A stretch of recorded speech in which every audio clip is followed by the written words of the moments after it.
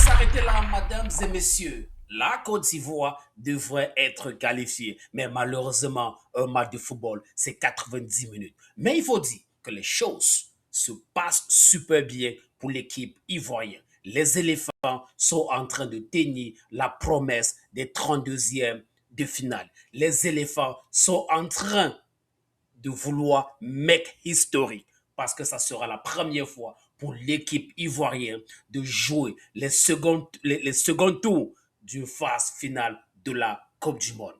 Mesdames et messieurs, le match a très bien commencé. Dès le début du match, l'équipe ivoirienne a pris les choses à son compte. Domination parfaite. À la 5e minute, on avait déjà les frappes dans les goals. Oui, on avait déjà les frappes dans les goals. Il faut attendre la 7e minute. Petit embrouille sur le côté. Diomande prend le ballon et fait un centre bien millimétré.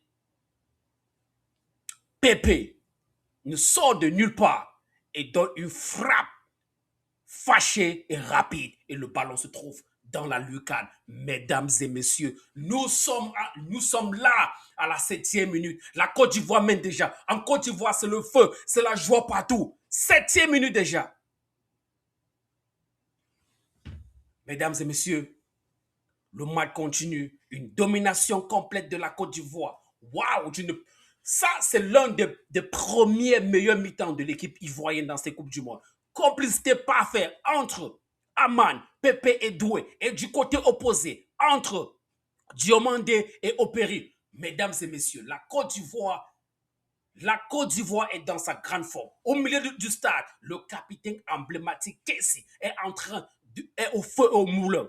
Il est en puissance. Mais malheureusement, il y a un petit déchet. On a un petit quelque chose qui nous concerne. Et cela, c'est qu'il nous manque en avançant ce tueur qu'on attend parler.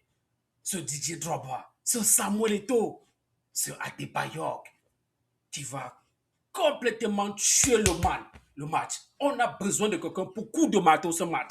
Ce match a besoin d'un coup de marteau. Mais qui va le faire? Qui va donner le coup de marteau à ce match? Parce qu'il faut dire qu'on ne sait pas. Parce que là, on part à la mi-temps avec un score de 1 but en avance. 1 but, oui, c'est bien. On mène, c'est bien, c'est parfait. Mais, mesdames et messieurs, la deuxième mi-temps souvent nous réserve beaucoup de surprises. On a vu beaucoup d'équipes africaines passer par là dans cette Coupe du Monde. Quand on domine un match comme ceci, là, à la première mi-temps, il faut la pointer. Il faut coup de marteau.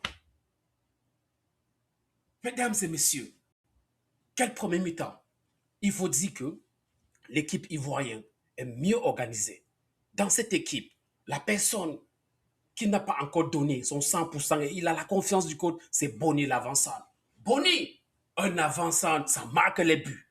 Un avançant, ça marque les buts, monsieur. Un avançant doit marquer. C'est tout ce qu'on te demande de faire.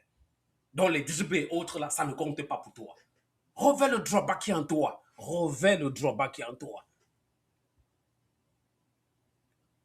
Sinon, mesdames et messieurs, pour la première mi-temps, je suis personnellement satisfait de la façon dont l'équipe ivoirienne est en train de jouer. Quand on voit les statistiques, on a pratiquement 70% de possession contre 32% pour l'équipe de Curaçao. Donc, ça veut dire qu'on est vraiment en train de faire un bon match. Du côté de Curaçao, il y a un jeune qui a été formé du côté de Manchester. Il s'agit du numéro 20, Chong. Je pense que le coach doit mettre une surveillance un peu particulière sur ce gars parce que ce gars peut vraiment nous faire du mal.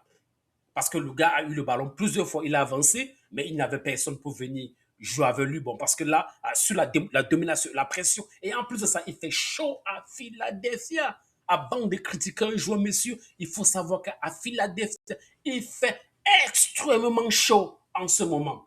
Alors, mesdames et messieurs, on va aller continuer, on va aller regarder la deuxième mi-temps, mais j'aimerais savoir quels sont les remplaçants que le coach doit procéder pour changer ce match. Est-ce qu'on doit changer?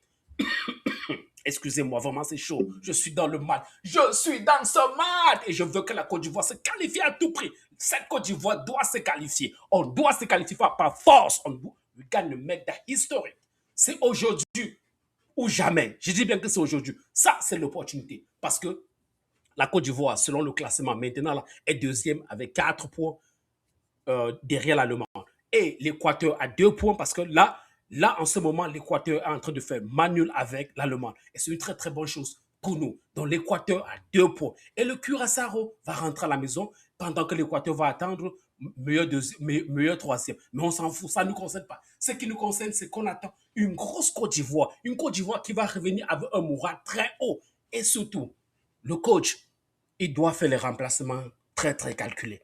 Parce que dans un match important comme celui-ci, on ne met pas que tu sors Amad Diallo, le mancunien. Amad Diallo, que chaque fois qu'il a le ballon, ça sent le danger, ça respire le danger. Et aussi, les gars, tuez le match, les gars. C'est tout ce qu'on vous demande. En ce moment-ci, ce qu'on a besoin, c'est quelqu'un qui va nous délivrer. On a besoin que quelqu'un reverse Samuel Eto'o, ce Youssouf Fofana, ce Roger Mila en lui pour tuer ce match. Tuer le match, les gars, c'est tout ce qu'on vous demande. Au niveau de la défense, ça joue bien, mais on a besoin encore d'élever le niveau. Parce que vraiment, il faut faire très, très attention. Parce que le numéro 10 et le numéro 20 du Curaçao, ces gars peuvent nous faire du mal. Donc alors, on doit faire très attention par rapport à eux. On doit regarder comment ils jouent et on doit les barrer, on doit faire un bon marquage. Et déjà, si les choses se passaient bien, on devrait être à 3-0. On devait être à 3-0. Diomandé, tu sais, les centres, ça compte. Mais dans ce match, on n'a pas vu assez de centres. On n'a pas vu assez de centres. Le centre qui est passé, tu vois, c'était dedans.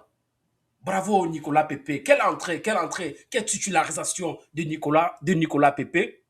Et il faut aussi dire que le coach Faye doit être, on doit l'apprécier pour avoir fait ce changement, pour avoir eu pour avoir levé la tête et comprendre que dans ce match, que dans ce tournoi, on a besoin de players comme Nicolas Pepe. Alors, mesdames et messieurs, on va rentrer regarder la seconde manche et dis-moi quel est le joueur qu'il faut remplacer, quel est le joueur qu'il faut remplacer et quel joueur doit entrer.